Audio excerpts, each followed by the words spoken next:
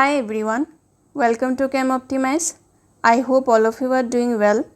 So इस channel में थार्मोडायनामिक्स का सीरीज़ चल रहा है जो कि बीएससी सीबीसीएस सिलेबस का सेकेंड सेमेस्टर का टॉपिक है फ्रॉम फिज़िकल केमिस्ट्री। और इस सीरीज़ में ऑलरेडी 9 वीडियोस अपलोड हो चुका है और आज हम लोग पार्ट 10 स्टार्ट करने जा रहे हैं। सो आप लोगों ने अगर प्रीवियस वीडियोस चेकआउट नहीं किया है then you can check them out from the I button. And if you are new to this channel please subscribe the channel and hit the bell notification ताकि आप लोग को पता चल जाए जब भी मैं एक नया वीडियो अपलोड करूँ और मुझे भी मोटिवेशन मिले अच्छा नया कंटेंट्स लाने के लिए इस चैनल में। Your views and support are very precious for this channel and a small love and support goes a long way. So आप लोग को अगर इस चैनल का कंटेंट्स अच्छा लगे then support the channel and share the videos among your friends. So last videos में हम लोगों ने थार्मोकेमिस्ट्री के बारे में कुछ डिस्कस किया था। उसके पहले हम लोगों ने basic concepts of thermodynamics and along with it हम लोगों ने 0th law and first law of thermodynamics discuss किया है। सो आज हम लोग डिस्कस करने जा रहे हैं the second law of thermodynamics and the topic of entropy. So stay tuned till the end of this video and let's move on to the topic. So first of all second law of thermodynamics जानने के पहले हम लोग को ये जानना चाहिए कि first law of thermodynamics में क्या कमी था जिसके कारण second law of thermodynamics को introduce करना पड़ा। So first of all we'll discuss about the limitations of first law of thermodynamics। क्या डिसएडवांटेजेस था, क्या एक्सप्लेन नहीं कर पाया फर्स्ट लॉ ऑफ थार्मोडायनामिक्स जिसके कारण second law of thermodynamics came into the picture. So first law of thermodynamics हम लोग को हीट एंड वर्क डन के बारे में एक रिलेशन देता है और इसके बारे में हम लोग को बताता है कि कैसे हीट और वर्क डन एक दूसरे के साथ रिलेटेड होता है। लेकिन हम लोग को फर्स्ट लॉ ऑफ थार्मोडायनामिक्स ये नहीं बताता कि डायरेक्शन ऑफ हीट फ्लो कैसे होता है। What is the direction of heat flow, इसके बारे में फर्स्ट लॉ ऑफ थार्मोडायनामिक्स हम लोग को कोई आइडिया नहीं देता है। फॉर एग्जांपल हाई टेम्परेचर से लो टेम्परेचर में हीट इजीली फ्लो कर सकता है। इस डायरेक्शन में हीट इजीली फ्लो कर सकता है from high temperature to low temperature. लेकिन अगर हम लोग को लो टेम्परेचर से हाई टेम्परेचर में हीट फ्लो करवाना है तो हम लोग वो इजीली फ्लो नहीं करवा सकते। हम लोग को एक्सटर्नल वर्क करना पड़ेगा ताकि हम लोग हीट फ्लो कर पाए from low temperature to high temperature. So इसके बारे में फर्स्ट लॉ ऑफ थार्मोडायनामिक्स हम लोग को कोई आइडिया नहीं देता है। सेकेंडली ये था फर्स्ट लिमिटेशन। सेकेंड लिमिटेशन ये है कि फर्स्ट लॉ ऑफ थार्मोडायनामिक्स हम लोग को किसी प्रोसेस के स्पॉन्टेनिटी या फिर फिजिबिलिटी के बारे में कोई आइडिया नहीं देता है। So what are spontaneous processes and what is feasibility of a process वो हम लोग थोड़ी देर बाद डिस्कस करेंगे। लेकिन for now we can say कि जब भी एक प्रोसेस होता है या फिर कोई चेंजेस होता है इन द सिस्टम तो वो प्रोसेस फिजिबल है या स्पॉन्टेनियस है इसके बारे में कोई आइडिया नहीं देता है from the first law of thermodynamics. या फिर कोई एक प्रोसेस स्पॉन्टेनियसली हो पाएगा या नहीं हो पाएगा इसके बारे में भी हम लोग को कोई आइडिया नहीं मिलता है from the first law of thermodynamics. And the third limitation is from the first law of thermodynamics we know that अगर कुछ अमाउंट ऑफ हीट है हम लोग के पास सो इसका equivalent amount of work done में हम लोग कन्वर्ट कर सकते हैं। But actually this is not true. हम लोग ऐसा नहीं कर पाते हैं। हम लोग के पास अगर कुछ अमाउंट ऑफ हीट है तो उसको हम लोग इक्विवेलेंट अमाउंट ऑफ वर्क में कन्वर्ट कभी नहीं कर पाते। So this is also a limitation of first law of thermodynamics. So इसके कारण हम लोग को सेकेंड लॉ ऑफ थार्मोडायनामिक्स को पिक्चर में लाना पड़ा, उसको इंट्रोड्यूस करना पड़ा। So first will discuss about some basic concepts relating to second law of thermodynamics, and then we will move on to the statement of the second law of thermodynamics. So first of all, we will discuss about spontaneous processes. What are spontaneous processes? So जो भी process कुछ external work के बिना ही हो जाता है, हम लोग को कुछ बाहर से फोर्स नहीं देना पड़ता है, बाहर से कुछ वर्क डन नहीं करना पड़ता है, वो खुद ब खुद हो जाता है कोई भी प्रोसेस, उसको हम लोग बोलते हैं स्पॉन्टेनियस प्रोसेस. सो जो भी process can occur without the help of an external agency, those are termed as spontaneous process. For example, जैसे कि अगर वाटर फ्लो करता है तो वाटर हमेशा हाई हाइट से लो हाइट में इजीली फ्लो कर पाता है वाटर. हम लोग को कुछ वर्क डन नहीं करना पड़ता है to flow the water from higher height to lower height. लेकिन अगर हम लोग को लोअर हाइट से हायर हाइट तक वाटर को लेके जाना पड़ा तो हम लोग क्या करेंगे, कुछ वर्क डन करना पड़ेगा हम लोग को. इजीली वाटर लो हाइट से हाई हाइट तक खुद ब खुद वाटर फ्लो नहीं कर पाता है, हम लोग को एक्सटर्नल वर्क करना पड़ता है, उसके बाद ही जाकर वाटर लो हाइट से हायर हाइट तक पहुंच पाता है. सो this is a spontaneous process जहाँ पे वाटर इजीली खुद ब खुद फ्लो कर रहा है from higher height to lower height. हम लोग को एक्सटर्नल कोई वर्क डन नहीं करना पड़ रहा है, but this is a non spontaneous process. यहाँ पे हम लोग को एक्सटर्नल वर्क करना पड़ेगा ताकि हम लोग वाटर को पहुँचा पाए from lower height to higher height. Another example is heat flow from higher temperature to lower temperature.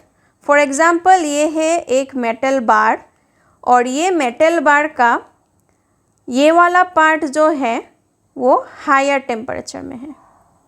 सो अगर one part of the metal bar high temperature में रहे तो ये हीट इजीली फ्लो करना स्टार्ट करेगा from this part of the metal bar to the other end of the metal bar. वो खुद ब खुद हीट फ्लो करता रहेगा from one end to another and.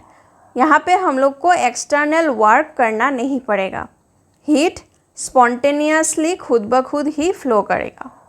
So this is a spontaneous process. Flow of heat in a metal bar from higher temperature to lower temperature and.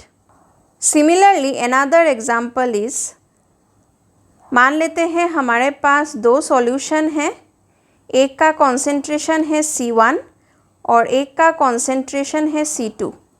ये दो solution हैं हमारे पास और मान लेते हैं C1 is greater than C2, that is concentration of the first solution is greater than the concentration of the second solution. So अभी अगर हम लोग एक वेसल ले और इसके बीच में यहाँ पे एक परफोरेटेड शीट रख दे जिसके थ्रू डिफ्यूशन हो सकता है, और यहाँ पे अगर हम लोग रखें the solution with concentration C1 और यहाँ पे अगर हम लोग रखें the solution with concentration C2, तो क्या होगा, through this perforated sheet diffusion होना स्टार्ट हो जाएगा. हायर कॉन्सेंट्रेशन से लोअर कॉन्सेंट्रेशन तक सॉल्यूशन फ्लो करेगा.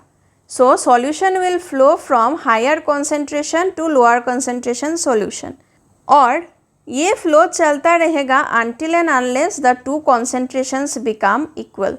तो जब तक C1 इक्वल्स टू C2 ना हो जाए, the solutions will keep on diffusing. So this is a spontaneous process. यहाँ पे हम लोग को कुछ एक्सटर्नल वर्क करने का ज़रूरत नहीं है.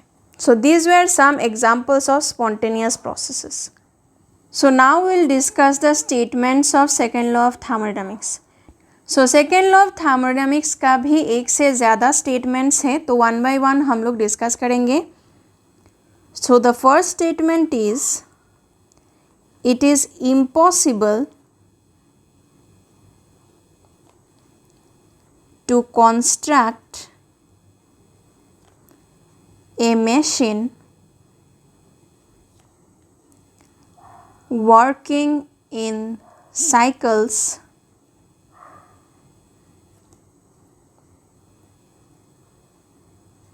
which will transfer heat from a lower temperature to a higher temperature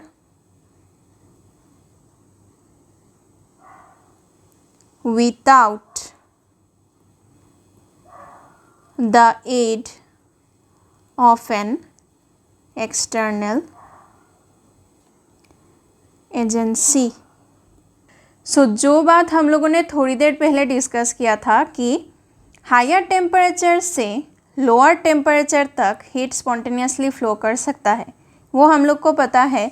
लेकिन लोअर टेम्परेचर से हायर टेम्परेचर तक जब हम लोग को हीट फ्लो करवाना पड़े, तब हम लोग को कुछ एक एक्सटर्नल एजेंसी का हेल्प लेना पड़ेगा। मतलब हम लोग को एक्सटर्नल वर्क डन करना पड़ेगा सिस्टम में, तभी जाके हीट फ्लो हो पाएगा from a lower temperature to a higher temperature.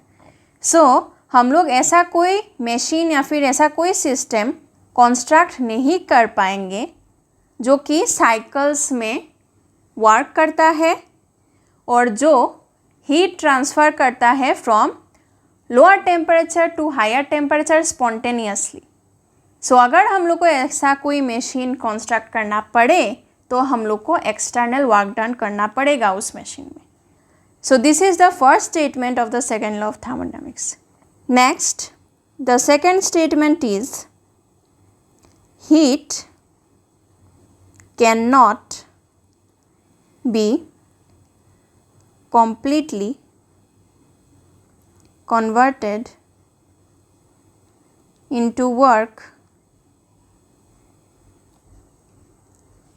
without leaving any changes either in the system or in the surrounding। जो बात थोड़ी देर पहले हम लोगों ने डिस्कस किया था कि हीट को हम लोग कन्वर्ट नहीं कर पाते हैं कभी भी to an equivalent amount of work, that is completely false. अगर हम लोग को हीट को वर्क में कन्वर्ट करना पड़े, इक्विवेलेंट अमाउंट ऑफ वर्क में हम लोग कन्वर्ट नहीं कर पाएंगे। हम लोग के पास अगर कुछ अमाउंट ऑफ हीट है तो उसका equivalent amount of work done में हम लोग कन्वर्ट नहीं कर पाएंगे। कुछ एक अमाउंट हम लोग वर्क में कन्वर्ट कर पाएंगे और कुछ जो बाकी अमाउंट बचा रहेगा वो सिस्टम में चेंजेस लाएगा। आइदर वॉल्यूम चेंज होगा, प्रेशर चेंज होगा, टेम्परेचर चेंज होगा, कुछ भी चेंज हो सकता है। आइदर इन सिस्टम और in surrounding we can't say, but हम लोग ये बता सकते हैं कि अगर हम लोग के पास कुछ अमाउंट ऑफ हीट है, उसको हम लोग इक्विवेलेंट अमाउंट ऑफ वर्क में कन्वर्ट कभी नहीं कर पाएंगे। कुछ अमाउंट हम लोग वर्क में कन्वर्ट कर पाएंगे और कुछ amount of the heat will be used up in changing the state of the system. Either state of the system और state of the surrounding change होगा। This is the second statement of the second law of thermodynamics. And the third statement is heat cannot pass from a colder body to a warmer body। जो चीज़ हम लोगों ने थोड़ी देर पहले discuss किया है कि अगर लोअर टेम्परेचर से हायर टेम्परेचर तक हम लोग को हीट फ्लो करवाना पड़े तो हम लोग को वर्क डन करवाना पड़ेगा। ये खुद ब खुद पॉसिबल नहीं होता है। This is not a spontaneous process. Heat खुद ब खुद कोल्डर बॉडी से वार्मर बॉडी तक पहुंच नहीं पाएगा। हम लोग को कुछ वर्क डन करना पड़ेगा तभी जाके हीट फ्लो कर पाएगा from lower temperature to higher temperature or from a colder body to a warmer body. This was all about the statements of the second law of thermodynamics. So now will discuss an important concept which is called entropy. ये भी एक function है heat, work, internal energy, enthalpy की तरह, and this is a state function. State function क्या है वो हम लोग को पता है। It depends only upon the states involved in the process and not on the path through which the process have been done. So system में कैसा चेंजेस आता है और किस डायरेक्शन में चेंजेस आता है, किस डायरेक्शन में हीट फ्लो करता है, इसको अकाउंट करने के लिए क्लोसियस नाम के एक साइंटिस्ट थे। उन्होंने ये फंक्शन इंट्रोड्यूस किया which is called the entropy, और इसका मीनिंग है transformation. So in every spontaneous processes,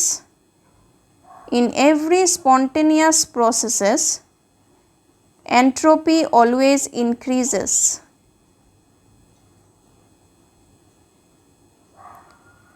And this entropy is denoted by capital S.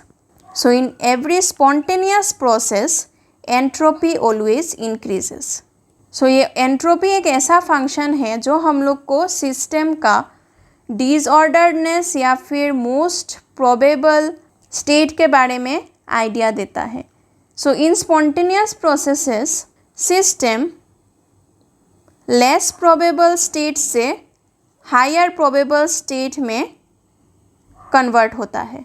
So entropy involves more probable nature और more disordered nature of the system, या फिर ये हम लोग को सिस्टम का रेंडमनेस के बारे में भी आइडिया देता है। सो जितना सिस्टम डिसऑर्डर होगा या फिर जितना सिस्टम रेंडम होगा, रेंडमनेस ज़्यादा होगा जिस सिस्टम में, वहाँ पे एंट्रोपी ज़्यादा होगा, या फिर जो सिस्टम ज़्यादा प्रोबेबल होगा वहाँ पे एंट्रोपी ज़्यादा होगा। So second law of thermodynamics gave us the idea of spontaneous processes, और वहाँ से this concept of entropy came into picture. So entropy is a state function, और हम लोग generally entropy के change के बारे में बात करते हैं rather than the absolute value of entropy. So a small change in entropy, that is ds, is expressed as an infinitesimal change in heat divided by the absolute temperature. So this is the expression of entropy. And for a finite change, जब हम लोग एक system को state A से state B में लेके जा रहे हैं, तब जो एंट्रोपी चेंज होगा that will be del S, that is SB minus SA, that is the entropy in state B minus the entropy in state A, and that is given by Q reversible by absolute temperature. So heat involved in the reversible process divided by the absolute temperature gives us the change in entropy involved in a process जब हम लोग system को एक state से दूसरे state में लेके जा रहे हैं। सो एंट्रोपी में जो हीट इन्वॉल्व होता है that is the reversible heat. So different processes में हम लोग एंट्रोपी कैसे निकालते हैं वो हम लोग डिस्कस करेंगे in the upcoming videos, but now we can discuss the unit of entropy. The unit of entropy is given by joule per kelvin in SI, क्योंकि ये heat divided by absolute temperature है, so the unit is joule per kelvin. और ये entropy जो है ये एक extensive property है। क्यों? क्योंकि ये डिपेंड करता है upon the substance, amount of substance present in the system. So this was all about the second law of thermodynamics and the concept of entropy. और नेक्स्ट वीडियो में हम लोग डिस्कस करेंगे कि कैसे हम लोग एंट्रोपी चेंजेस निकालते हैं involved in various type of processes. So stay tuned. और आप लोग को अगर इस वीडियो का कंटेंट्स अच्छा लगे then please make sure to like the video and share the video as among your friends. आप लोग को इस लेक्चर का नोट्स PDF फॉर्म में डिस्क्रिप्शन बॉक्स में मिल जाएगा। And for more information and regular updates आप इस चैनल को फॉलो कर सकते हैं इन फेसबुक एंड टेलीग्राम। आप वहाँ पे अपना डाउट्स भी क्लियर कर सकते हैं and any kind of feedback and comments are always welcome. Thank you so much for watching.